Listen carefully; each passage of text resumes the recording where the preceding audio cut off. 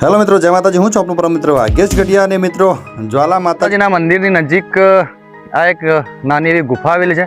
તો આપણે ગુફાનો નજારો જોઈશું અને અંદર જઈને જોઈશું કે અંદર શું આવેલું છે। અને આજુબાજુ બહુ જ મોટો પથરાળ વિસ્તાર અને જંગલ વિસ્તાર, એટલે મિત્રો અહીંયા એકલ દોકલ આવવું એ યોગ્ય નથી। અહીંયા મિત્રો જોડે એક બે વ્યક્તિ અથવા તો બીજા મિત્રો જોડે આવવું, કારણ કે જંગલી પશુઓનો ભય રહેતો હોય છે।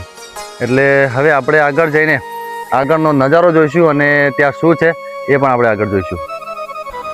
મિત્રો આપણે આ એક ગુફા છે, ગુફાની નજીક પહોંચી ચૂક્યા છીએ અને અંદર જોઈશું કે અંદર કેવો માહોલ છે।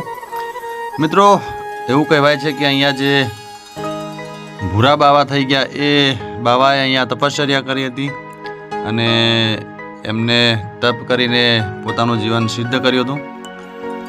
મિત્રો અહીંયા ઈડરિયા ગઢમાં આવી ઘણી બધી મોટી મોટી ગુફાઓ આવેલી છે, જ્યાં અનેક સંતો મહંતોએ તપશ્ચર્યા કરી છે। અને હવે આપણે અંદર જઈને થોડોક અંદરનો નજારો જોઈશું। અંદર તમે જોઈ રહ્યા છો એકદમ અંધારું છે મિત્રો, બહુ જ મોટી ગુફા છે આ। મિત્રો અહીંયા આગળ પણ એક જગ્યા છે, અમને માહિતી મળી છે, તો આપણે આગળ એ જગ્યા જોવા જઈ રહ્યા છીએ। હવે આગળ ત્યાં શું છે એ જરાક આપણે જોઈશું। મિત્રો એકદમ કાચો રસ્તો, એટલે કે પથરાળ વિસ્તાર અને ડરાવની જગ્યા છે, છતાંય આપણે થોડીક કોશિશ કરીશું આગળ જવાની અને જોઈશું આગળ શું છે।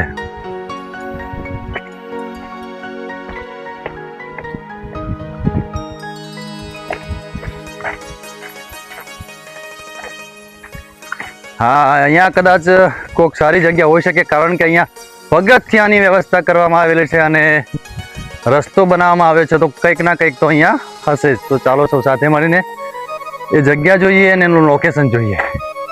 મિત્રો બહુ જ ભયાનક મંજર અને જંગલી વિસ્તાર, એટલે ડરાવની જગ્યા તો હોઈ જ શકે, પણ છતાંય આપણે આગળ જઈશું। અહીંયા કોઈક સાધના સ્થળ હોઈ શકે એવું બોર્ડ મારેલું છે, તો આપણે ત્યાં જઈને ત્યાંનો નજારો જોઈશું। ખરેખર મિત્રો ગરમીનો ટાઈમ છે, એટલે બહુ જ વિકટ કામ છે। એટલે મારું તો માનવું એવું છે કે ગરમીના ટાઈમે મિત્રો ક્યારે અહીંયા આવવું નહીં। તમારાથી ચડી શકાય અને ચાલી શકાય તો જ અહીંયા આવવું। ખરેખર ખૂબ ભયાનક અને વિકટ જગ્યા છે મિત્રો।